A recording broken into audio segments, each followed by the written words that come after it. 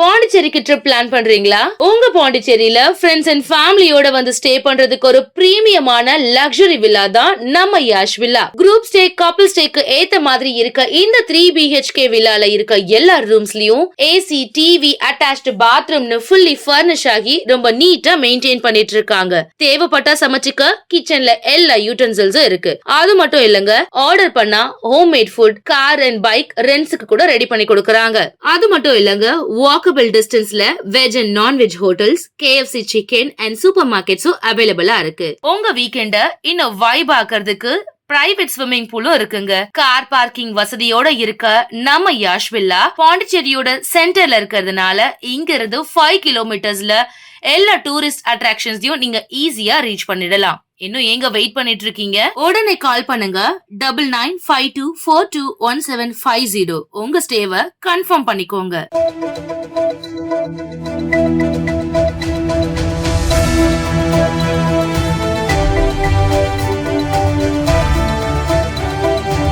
வணக்கம்.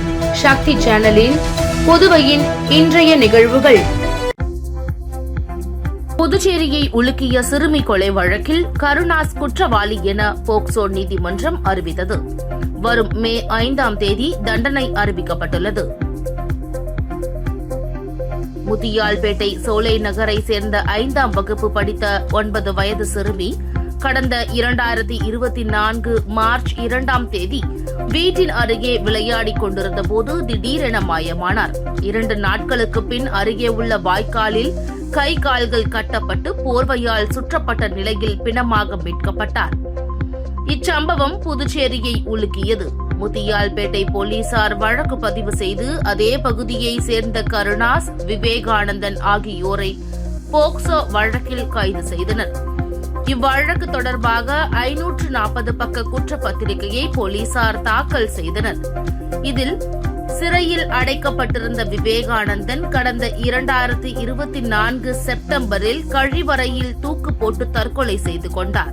தொடர்ந்து வழக்கு போக்சோ விரைவு நீதிமன்றத்தில் நீதிபதி சுமதி முன்பாக நடந்தது. விசாரணை முடிந்த நிலையில் இன்று இந்த வழக்கில் தீர்ப்பு வழங்கப்படும் என அறிவிக்கப்பட்டிருந்தது. இந்நிலையில் நீதிபதி சுமதி குற்றம் சாட்டப்பட்ட கருணாஸை குற்றவாளி என அறிவித்தார். வரும் மே 5ஆம் தேதி இருதரப்பு வாதத்திற்கு பிறகு தண்டனை விவரத்தை அறிவிப்பதாக தெரிவித்தார். இவ்வழக்கில் மரண தண்டனைக்கான குற்றங்களுக்கான பிரிவுகள் இருக்கிறது. அரிதினும் அரிதான வழக்கு என உச்ச நீதிமன்ற வழிகாட்டுதல்படி அரசு தரப்பு எதிர்த்தரப்பு விவாதங்களுக்கு பிறகு தண்டனை விவரம் தெரிவிப்பார்கள் என அரசு வழக்கறிஞர் பச்சையப்பன் தெரிவித்துள்ளார். இந்தியா கூட்டணி கட்சிகளை கண்டித்து மாவட்டத்தில் 5 தொகுதிகளிலும் பாஜக மகளிர் அணி சார்பில் மாபெரும் கண்டன பேரணி நடைபெற்றது. மகளிர் 33% இடஒதுக்கீட்டுக்கு எதிராக வாக்களித்த திமுக, காங்கிரஸ், கம்யூனிஸ்ட் உள்ளிட்ட இந்தியா கூட்டணி கட்சிகளை கண்டித்து திருநள்ளாறு, காரைக்கால் மாவட்டத்தில் உள்ள 5 தொகுதிகளிலும் பாஜக மகளிர் அணி சார்பில் மாபெரும் கண்டன பேரணி நடைபெற்றது. மாவட்ட தலைவர் முருகதாஸ், மாநில செய்தி தொடர்பாளர் அருள்முருகன், மாவட்ட OBC அணி தலைவர் கோவிந்தராஜ், மாநில மகளிர் அணி தலைவி தாமரை செல்வி, மாவட்ட தொகுதி மகளிர் அணி நிர்வாகிகள் மற்றும் ஏராளமான மகளிர் அணி தொண்டர்கள் கலந்து கொண்டனர். புதுச்சேரியில் வாலிபரை கட்டி வைத்து கொடூரமாக தாக்கிய சம்பவத்தில் 3 பேரை கைது செய்த போலீசார் மேலும் ஒருவரை தேடி வருகின்றனர். திருக்கனூர் ஐஸ்வர்யா நகரை சேர்ந்த சஞ்சய் 21 தண்ணீர் கேன் விநியோக வேலை செய்து வருகிறார். அவர் தனது நண்பர் இளங்கோவுடன் திருக்கனூர் சிவன் கோவில் எதிரே உள்ள மைதானத்தில் செல்போனில் விளையாடிக் கொண்டிருந்த போது இருவருக்கும் இடையே வாய் தகராறு ஏற்பட்டது. இதையடுத்து இளங்கோ தனது நண்பர்களை அழைத்துள்ளார். சம்பவ இடத்திற்கு வந்த பால்ராஜ், கிருஷ்ணா மற்றும் புகழேந்தி ஆகியோர் சஞ்சயை பைக்கில் ஏற்றி வாதனூர் ஏரிக்கரைக்கு கொண்டு சென்று கைகளை கட்டி கத்தி மற்றும் கைகளால் தாக்கியதாக கூறப்படுகிறது. மேலும் இரவு முழுவதும் அவரை முட்டி போட வைத்து அடித்துள்ளனர். பின்னர் அதிகாலை சஞ்சயை மண்ணடிப்பட்டில் இறக்கி சம்பவத்தை வெளியே கூறினால் கொலை செய்வதாக மிரட்டிவிட்டு தப்பி சென்றுள்ளனர். காயமடைந்த சஞ்சய் மருத்துவமனையில் சிகிச்சை பெற்று திருக்கனூர் காவல் நிலையத்தில் புகார் அளித்தார். அதன் பேரில் போலீசார் வழக்கு பதிவு செய்து இளங்கோ, புகழேந்தி மற்றும் பால்ராஜ் ஆகிய 3 பேரை கைது செய்து நீதிமன்றத்தில் ஆஜர்படுத்தி காலப்பட்ட சிறையில் அடைத்தனர். தலைமறைவாக உள்ள மற்றொரு நபரை போலீசார் தீவிரமாக தேடி வருகின்றனர். நெட்டப்பாக்கம் பண்டசோழநல்லூர் அருகே இரத்த காயங்களுடன் லாரி டிரைவர் மர்மமான முறையில் இறந்து கிடந்தார். அவர் அடித்து கொலை செய்யப்பட்டாரா என போலீசார் விசாரணை நடத்தி வருகின்றனர். சேலம் மாவட்டம் ஆத்தூர் பகுதியைச் சேர்ந்தவர் செல்வம், வயது 37, லாரி டிரைவர். இவருக்கு திருமணமாகி மனைவி, ஒரு குழந்தை உள்ளது. இவர் கடந்த 26ஆம் தேதி புதுச்சேரி மாநிலம் பண்டசோழநல்லூர் பகுதியில் இயங்கி வரும் தனியார் பெயிண்ட் கம்பெனிக்கு லாரியில் மூலப்பொருட்கள் ஏற்றி வந்துள்ளார். லாரியை கம்பெனியில் நிறுத்திவிட்டு நேற்று இரவு மது அருந்திவிட்டு கம்பெனிக்கு சென்றுள்ளார். அப்போது கம்பெனி செக்யூரிட்டி மது குடித்துவிட்டு கம்பெனிக்குள் வரக்கூடாது என வெளியே அனுப்பியுள்ளார். வெளியே வந்த செல்வம் மது போதையில் அவ்வழியாக சென்றவர்களை ஆபாசமாக பேசிக் கொண்டிருந்துள்ளார். இந்த நிலையில் அருகே இருந்த குளத்தில் செல்வம் மர்மமான முறையில் பிணமாக மிதந்து கிடந்தார். அப்போது அவ்வழியாக சென்ற பொதுமக்கள் நெட்டப்பாக்கம் போலீசாருக்கு தகவல் தெரிவித்தனர். Inspector Keerthivarman, sub inspector Veeraputhiran மற்றும் போலீசார் உடலை மீட்டு பிரேத பரிசோதனைக்காக கத்திரிக்காமம் அரசு மருத்துவமனைக்கு அனுப்பி வைத்தனர். மேலும் இறந்த செல்வத்தின் முகம், தாடி, கை உள்ளிட்ட பல்வேறு பகுதிகளில் இரத்த காயங்கள் இருந்ததால் கைரேகை நிபுணர்கள் வரவழைக்கப்பட்டு கைரேகைகள் எடுக்கப்பட்டது. செல்வம் இரத்த காயத்துடன் இறந்து கிடந்தால் அவரை யாரேனும் அடித்து கொலை செய்து குளத்தில் வீசினார்களா அல்லது மது போதையில் தானாகவே விழுந்து இறந்தாரா என்ற கோணத்தில் விசாரித்து வருகின்றனர். மேலும் இது தொடர்பாக இரு வாலிபர்களை பிடித்து போலீசார் விசாரித்து வருகின்றனர். புதுவையில் குடிமைப்பொருள் வழங்கல் துறை புதிய ரேஷன் கார்டு பெறுவது உட்பட புதிய சேவைகள் ஆன்லைனில் விண்ணப்பிப்பதை அறிமுகம் செய்துள்ளது. குடிமைப்பொருள் வழங்கல் துறைக்கு வராமல் அருகே உள்ள ஆதார் மையத்தில் இதற்காக விண்ணப்பிக்கலாம்.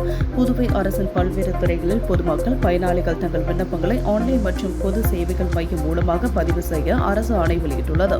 இதன் மூலம் பல்வேறு துறைகளில் நேரடியாக சென்று வரிசையில் காத்திருந்து விண்ணப்பம் செய்ய வேண்டிய கட்டாயம் இல்லை. தாங்கள் வீடு அருகில் உள்ள பொது சேவை மையம், இன்டர்நெட் மையங்களில் பதிவு செய்து கொள்ளலாம். விண்ணப்பங்களின் நிலை SMS மூலம் மொபைலில் குறுஞ்செய்தி அனுப்பப்படும். குறிப்பாக வேளாண் துறை, போக்குவரத்து துறை, மீன்வளத்துறை, உள்ளாட்சி நிர்வாகம், கல்வித்துறை, சமூக நலத்துறை, பெண்கள் மற்றும் குழந்தைகள் நலத்துறை, மின்துறை என பல துறைகளில் பல சேவைகள் ஆன்லைனில் உள்ளன. இந்த வரிசையில் குடிமைப்பொருள் வழங்கல் துறையில் பல சேவைகள் புதிதாக அறிமுகமாகியுள்ளது. குடிமைப்பொருள் வழங்கல் துறை வராமல் விண்ணப்பிக்கலாம்.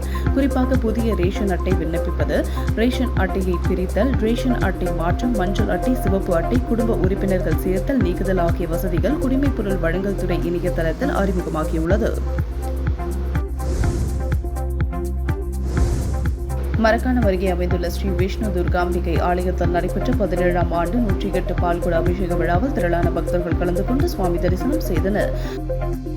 மரக்காணம் அடுத்த அரியந்தாங்கல் கிராமத்தில் எழுந்தருளி இருக்கும் அருள்மிகு ஸ்ரீ விஷ்ணு துர்காம்பிகை கோவிலில் உலக நன்மை வேண்டி 108 பால்குடம் அபிஷேகம் நடைபெற்றது.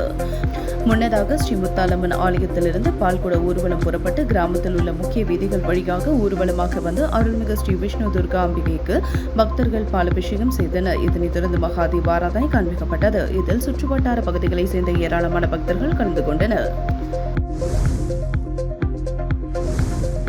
ஜிப்மர் மருத்துவமனையின் புற நோயாளி பிரிவுகள் மே 1ஆம் தேதி இயங்காது என தெரிவிக்கப்பட்டுள்ளது. ஜிப்மர் நிர்வாகம் விடுத்துள்ள செய்திக்குறிப்பில் மே 1 புத்த பூர்ணிமாவை முன்னிட்டு மத்திய அரசு விடுமுறை அறிவித்துள்ளது. அதனையொட்டி மே 1 ஜிப்மரில் புற நோயாளிகள் பிரிவுகள் இயங்காது. எனவே அன்று நோயாளிகள் வருவதை தவிர்க்கவும். இருப்பினும் அவசர பிரிவு சேவைகள் அனைத்தும் வழக்கம் போல் இயங்கும் என குறிப்பிடப்பட்டுள்ளது. காரைக்காலில் புகழ்பெற்ற அம்பகரத்தூர் ஸ்ரீ பத்ரகாளியம்மன் ஆலய மகா கும்பாபிஷேக விழாவில் ஆயிரக்கணக்கான பக்தர்கள் கலந்து கொண்டு சுவாமி தரிசனம் செய்தனர். காரைக்கால் மாவட்டம் திருநள்ளாறு தொகுதிக்குட்பட்ட அம்பகரத்தூர் பகுதியில் புகழ்பெற்ற ஸ்ரீ பத்ரகாளியம்மன் ஆலயம் அமைந்துள்ளது. கடந்த 26 தேதி விக்னேஸ்வர பூஜையுடன் கும்பாபிஷேக விழா தொடங்கியது. அதனைத் தொடர்ந்து கும்பாபிஷேக நாளான இன்று 6வது யாகசாலை பூஜைகள் நடைபெற்று மகா தீபாராதனை காண்பிக்கப்பட்டு புனித நீர் அடங்கிய கலசங்களை சிவாச்சாரியர்கள் சுமந்து மங்கள வாத்தியங்கள் முழங்க ஆலயத்தின் வலம் வந்து புனித நீரை கலசத்தின் மேல் ஊற்றி மகா கும்பாபிஷேகம் நடைபெற்றது. மூலவரான ஸ்ரீ பத்ரகாளியம்மனுக்கு மகாபிஷேகம் நடைபெற்றது. தொடர்ந்து மகா தீபாராதனை காண்பிக்கப்பட்டது. கும்பாபிஷேக விழாவில் காரைக்கால், திருநள்ளாறு, அம்பகரத்தூர் மற்றும் அண்டை மாநிலங்களான மாவட்டங்களான திருவாரூர், நாகப்பட்டினம், மயிலாடுதுறை உள்ளிட்ட பல்வேறு பகுதிகளில் இருந்து ஆயிரக்கணக்கான பக்தர்கள் கலந்து கொண்டு சுவாமி தரிசனம் செய்தனர். புதுச்சேரியில் தேர்தலுக்கு பிந்தைய கருத்து கணிப்பில் மீண்டும் என்டிஏ கூட்டணி ஆட்சி அமைக்கும் என தகவல்கள் வெளியாகியுள்ளன. புதுச்சேரி யூனியன் பிரதேசத்தில் உள்ள 30 சட்டமன்ற தொகுதிகளுக்கான தேர்தல் ஏப்ரல் 9 அன்று ஒரே கட்டமாக நடைபெற்றது. இத்தேர்தலில் 81.66% வாக்குகள் பதிவாகியுள்ளன. புதுச்சேரியில் வழக்கமாக நிலவும் இருமுனை போட்டியை தாண்டி இம்முறை பல முனை போட்டி நிலவியுள்ளது. முதல்வர் என் ரங்கசாமி தலைமையிலான என்ஆர் காங்கிரஸ் மற்றும் பாஜக கூட்டணியும் திமுக காங்கிரஸ் இடம்பெற்றுள்ள இந்தியா கூட்டணியும் வழக்கம் போல நாம் தமிழர் தனித்தும் புதிதாக விஜயின் தாவேகாவும் களம் கண்டுள்ளன. இந்த நிலையில் தேர்தலுக்கு பிந்தைய கருத்து கணிப்பு முடிவுகள் வெளியாகியுள்ளன. அதன்படி பெரும்பாலான கருத்து கணிப்புகள் தற்பொழுது ஆட்சியில் இருக்கும் என்ஆர் காங்கிரஸ் இடம்பெற்றுள்ள கூட்டணியே மீண்டும் ஆட்சிக்கு வரும் என தெரிவித்துள்ளது.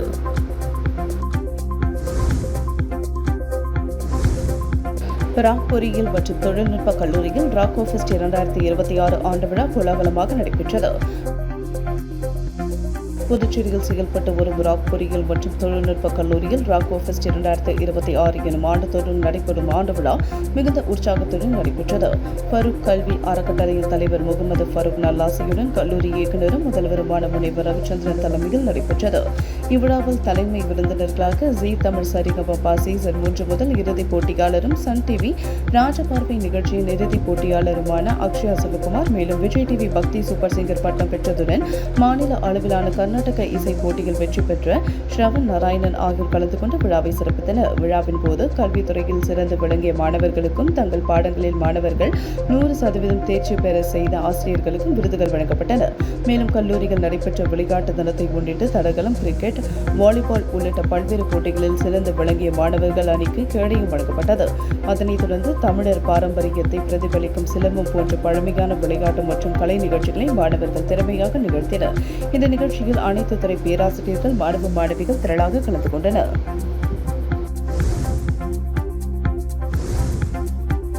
முடக்கு பகுதியில் அமைந்துள்ள ஆதி கைலாசநாதர் தியான திருக்குடலில் வளர்ப்பறை பிரதோஷ வழிபாடு நடைபெற்றது. புதுச்சேரி அடுத்த தமிழக பகுதியான வழுதாவூர் சேரநகர் பகுதியில் எழுந்தருளி இருக்கும் ஆதி கைலாசநாதர் தியான திருக்குடலில் மாலை வளர்ப்பறை பிரதோஷ வழிபாடு நடைபெற்றது. முன்னதாக சுவாமிக்கு பால், தயிர், இளநீர், சந்தனம், விபூதி, பஞ்சாமிரதம், பன்னீர் உள்ளிட்ட பல்வேறு திரவியங்களால் அபிஷேகம் செய்யப்பட்டது. தொடர்ந்து உலக நன்மை வேண்டி நடைபெற்ற கூட்டு வழிபாட்டில் திரளான பக்தர்கள் கலந்து கொண்டனர். இதனைத் தொடர்ந்து சுவாமிக்கு பூஜைகள் செய்யப்பட்டு மகா தீபாராதனை காண்பிக்கப்பட்டது. இதில் பக்தர்கள் திரளானோர் கலந்து கொண்டு சுவாமி தரிசனம் செய்தனர். உங்கள் சக்தி சேனலின் புதுவையின் அன்றாட நிகழ்வுகளை உடனுக்குடன் தெரிந்து கொள்ள சக்தி சேனல் புதுச்சேரி யூடியூப் சேனலை சப்ஸ்கிரைப் செய்து கொள்ளுங்கள். மறக்காமல் பெல் பட்டனையும் கிளிக் பண்ணுங்க, ஷேர் பண்ணுங்க, லைக் பண்ணுங்க. உங்கள் சக்தி சேனல்.